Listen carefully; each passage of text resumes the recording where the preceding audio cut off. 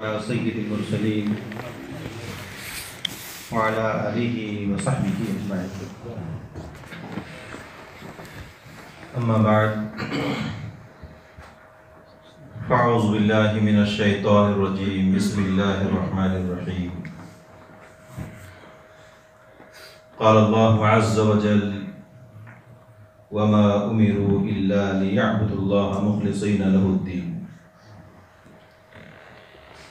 وقال رسولنا وحبيبنا وسيدنا محمد صلى الله عليه وسلم: إنما الأعمال بالنيات.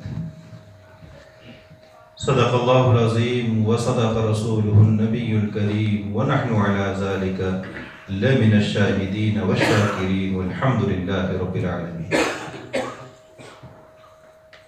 أيها الإخوة في الله، أولا أعرف نفسي وزملائي وأصدقائي الذين حضروا في جلستكم وحفلكم هذا. إني محمد جعفر، اسمي محمد جعفر. Selamdan sonra ayet-i kerimeden وَمَا أُمِرُوا إِلَّا لِيَعْبُدُوا اللّٰهَ مُخْلِصِينَ لَهُ الدِّينَ حُنَفَاءَ وَيُقِيمُوا الصَّلَاةَ وَيُؤْتُوا الزَّكَاةَ ve yine suresinde bir ayet-i kerime ve اِنَّمَا الْاَعْمَالُ بِالنِّيَّاتِ hadis-i şeriften de sonra diyor ki sizlere kendimizi tanıtmak istiyoruz ve kendisinden başladı. Muhammed Hocam. اسمي محمد جعفر. أنا مدرس، بل كل منا الوفد الذي حضر كل منا هو يدرس في الجامعة الإسلامية إشاعة العلوم القوة. Muhammed Hocam hem kendisi hem de gelen bu hocalarımızın hepsi üniversitede ders veren hocalarımız. الكتاب والسنة والفقه وأصول الفقه والأدب واللغة العربية. Verdikleri dersler de tefsir, hadis, kelam, ondan sonra Arapçanın işte sarf, nahiy ve belagat cihetindeki dersleri veriyorlar üniversitede. أكتفي على هذا وبعد. أيها الإخوة في الله. Yani kendimi tanıttırdıktan sonra muhterem kardeşlerim, مقصد حياتنا ما هو؟ yani hayatımızın maksadı nedir? لماذا خلقنا الله عز وجل؟ Allah bizi niçin yarattı? هو خلقنا وأنزل على نبينا عليه الصلاة والسلام القرآن الكريم وقال فيه: وما خلقت الجن والإنس إلا ليعبدون. Yani bizi yarattı ve bize peygamber olarak Peygamberimiz Aleyhisselatü Vesselam'ı gönderdi ve Kur'an-ı Kerim'de de Cenab-ı Hak buyuruyor ki sizi ancak bana ibadet edesiniz diye yarattı. كما قال في موضع آخر: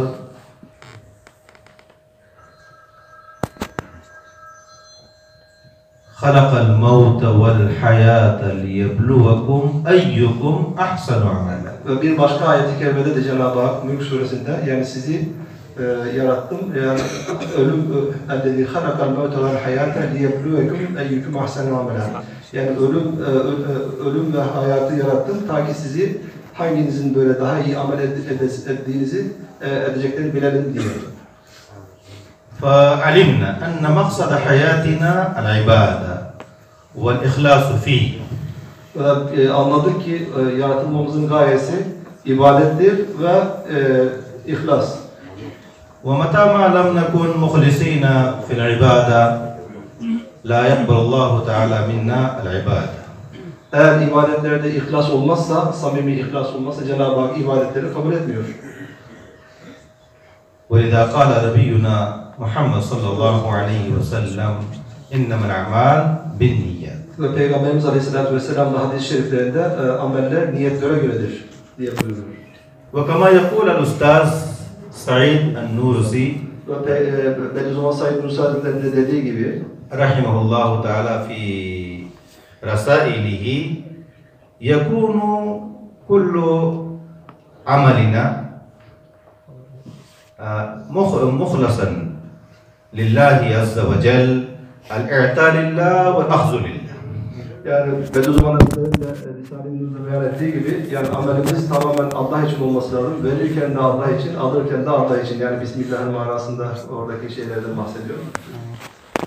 بل أنا أظن أن رسائل النور كلها Ben zannediyorum ki yani itikad ediyorum ki Risalelerin hepsi هي تدعو المسلمين كلهم إلى العبادة والإخلاص ve Müslümanların tamamını herkesi ibadete ve ihlasa davet ediyor. والمعرفة Ve Cenab-ı Hakk'ın marifetine davet ediyor. لأن فكرة العلامة سعيد نورسي رحمه الله تعالى كما أظن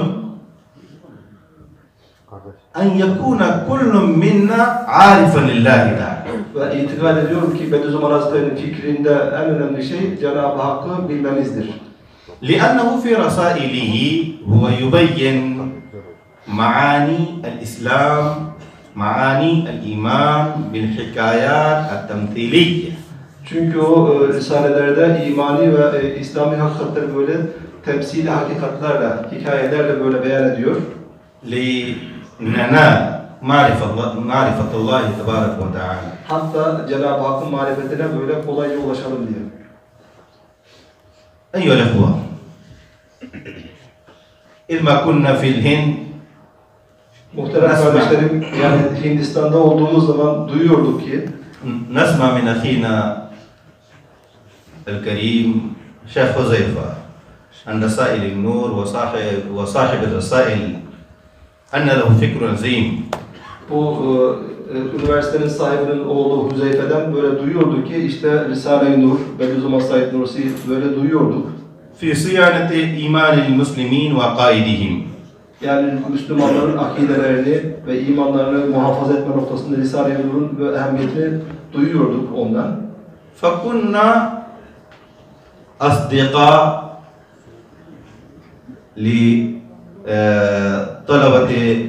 لرسائل النور. Yani o zaman daha okumuyorduk ama duyuyorduk. Fakat Risaleleri bu mahiyetini sevdiğimiz için Risale-i Nur'a dost idik. كما قال العلامة نورسي رحمه الله للمتعلقين برسائل النور ثلاث درجات. Yani Bediüzzaman Hazretleri dediği gibi Risale-i Nur'u okuyanlar 3 tabakadır. أول درجة هو يكون صديق. Birinci derecede olanlar dost. والثاني الأخ. İkinci derecede olanlar daha üst mertebede kardeş. والثالث الطالب. Ve üçüncü ve en önemli yüksek derecede olanlar ise talebedir. Risale-i talebesi. فعندما نسمع في دولنا وفي بلادنا عن رسائل النور وقد كنا أصدقاء لكم. Yani dolayısıyla Risale-i Nur'u duyduğumuz zaman böyle Hindistan'daki zamanda arkadaşınızdık. Yani sizin dostunuzduk. ولكن إذا شاركنا في حلقات قراءة النور قراءة رسائل النور صرنا أخا لكم وطلبة لرسائل النور. Ve Risale-i Nur'u Türkiye'ye gelip de böyle programlarda okuduktan sonra sizin kardeşiniz olduk ve Risale-i Nur'a da talebe olduk. Maşallah. فهذا اجتماعنا في حفلكم العظيم النوري بمناسبة قراءة رسائل النور. أدعو الله عز وجل أن يجعلنا نورا أن يجعل لنا نورا يوم القيامة. Ve bu münasebetle yani burada Risale-i Nur'u okumak için toplandığımız bu münasebetle fırsat bilerek Cenab-ı Hak'tan diliyorum ki bu okuduğumuz, öğrendiğimiz hakikatleri bizlere ahirette nur eylesin. وتكون قلوبنا وعقولنا وأفكارنا منورة برسائل النور. Ve kalplerimiz, akıllarımız, ruhlarımız inşallah bu Risale-i Nur'uyla nurlanırlar. لا أطيل كلامي وأكتفي على هذا والسلام عليكم ورحمة الله وبركاته. وعليكم السلام ورحمة الله وبركاته. وأخيرا أقدم إليكم الدعوة المتواضعة لزيارة جامعتنا جامعة إسلامية إشاعة العلوم الكلكوة. هناك 14,000 طالب يدرسون الكتاب والسنة والعلوم العصرية. Ve bu vesileyle sizleri üniversitemize, yani Hindistan'a üniversitemize davet ediyoruz. İşaret-ül Ulûm-ül İslamiye diye İslami ilimleri ve fen ilimlerini okutulan bir üniversite bu. Ve dolayısıyla bu üniversitede de söylediğimiz gibi 14.000 talebesi olan bir üniversitede. Fakat hususi olarak konuşmamızda bu üniversitenin farklı vilayetlerde şubeleri var. Lise tarzında farklı şeyler, 85 tane falan şubeleri var. 100.000'in üzerinde talebeleri var yani hepsinin. Yani sadece bu müesseseye ait. ولهذه الجامعة فروع تابعة لها في مختلف ولايات الهند أكثر من 96. Ben yanlış söyledim. 96 tane şubesi varmış yani. ويدرسون فيها أكثر من 100,000 طالب. Yani 100.000'den fazla talebesi olan bir müessese elhamdülillah. الحمد لله رئيس هذه الجامعة له أيضا فكر عظيم لوقاية إيمان وعقائد أطفال المسلمين. Ve bu üniversitenin sahibinin de elhamdülillah o üniversitede yahut da bu müessesede okuyan talebelerin imanlarını kurtarmak için böyle çok gayretleri var. Onun da bir programı var inşallah. ويتفكر دائما كيف يكون المسلم متبعا لكتاب الله ولسنة رسوله وأن تكون حياته حياة تابعة لكتاب الله وسنة رسوله صلى الله عليه وسلم. Ta ki yetişen bu talebeler Kur'an-ı Kerim'le, İslamiyet'e, imana nasıl sarılırlar? Yani hayatları nasıl imanla, Kur'an'la, sünnetle böyle haşrolur. ويخدم الكتاب والسنة في مختلفة ولايات الهند منذ 39 سنة. 39 سنة. Yani هذه المؤسسة 39 sene takdim. 38 seneden beri kurulmuş bu müessese. Bu zamandan beri elhamdülillah İslamiyet'e hizmet ediyor farklı vilayetlerde. فدعوا لهم أيضا الصحة والعافية والزيادة في عمره بالصحة والعافية. آمين إن شاء الله. ونحن ندعو لكم إن شاء الله لتتميم هذا البرنامج الجديد، دمج رسائل النور وأيضا أشعة العلوم الإسلامية، وإن شاء الله هم يتخرجون من هذه الجامعة وإن شاء الله تكونون منورين ومنورين إن شاء الله. بل كلما نرجع من حلقات قراءة رسائل النور إلى مسكننا نحن نشابه. Yani biz bu program esnasında programı işte sabah saat 10'dan 12'ye kadar program vardı. Ondan sonra farklı namaz programları falan vardı. Bu programlar bittikten sonra kaldığımız yatmaya ve izle gittiğimiz zaman hep düşünüyorduk. Böyle kendi aramızda meşvere ediyoruz. نحن نشاور كيف نجري هذه الحلقات في الهند وما يكون الخطة لهذا العمل. Yani bu şu andaki gördüğünüz bu tarzda ve İstanbul'da da böyle birkaç tane sohbetlere katıldılar. Bu sohbetleri Hindistan'da nasıl başlatırız, nasıl devam ederiz diye onun meşveretini yapıyoruz kendi aramızda. Abi buradan birkaç tane genç götürsünler. Gençler zaten üniversiteye gidemiyorlar. Olur inşallah. Abi parklarını alak. Genç. Orada İSOP da var mı zaten? Sıkıntı yok. Hindistan'a gönderin inşallah. İnşallah. يقول إن شاء الله هذا سهل نرسل من هنا طلاب شباب إن شاء الله هم يكونون عندكم ما شاء الله عندكم أيضا شطة موجودة يعني الفلفل الحار أيضا هم يتعودون هنا يندمجون إليكم أيضا ما في مشكلة الحمد لله. قبول diyor. بل اتفقنا على هذا الأمر. هذا الوفد يشتمل على 12 نفر. Yani biz hatta kendi aramızda anlaştık diyor. Biz 12 kişiyiz. Bu 12 kişi arasında bir anlaşma yaptık. ما هذه الاتفاق؟ 12. يعني على أي شيء اتفقنا على إجراء حلقات النور. تمام. على أي شكل؟ نعم. يعني حلقات بدء العمل وأيضا تدريس في طلاب الكليات بين الطلاب.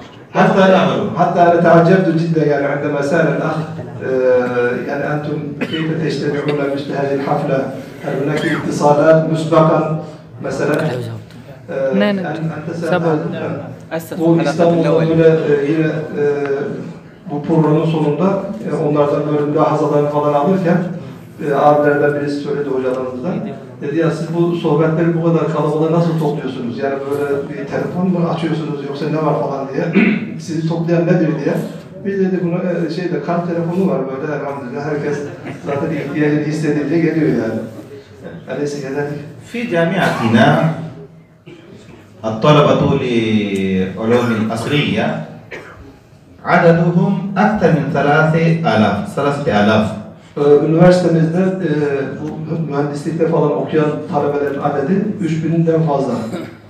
قد اتفقنا أن كل منا هو يحضر في واحدة من الحلقة ويقرأ الرسائل النور ويفهم معانيه ويبين أمامهم كما بين العلامة نورسي رحمه الله معاني الإيمان بالحكايات التمثيلية.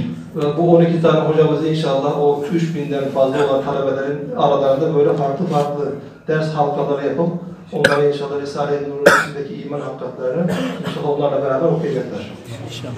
لأننا قد استفدنا من هذه الرسائل استفادة جمة وقد أحسسنا Çünkü biz شعورنا kendi içimizde, kalbimizde bu risalelerin ehemmiyetini, güzelliğini hissettik.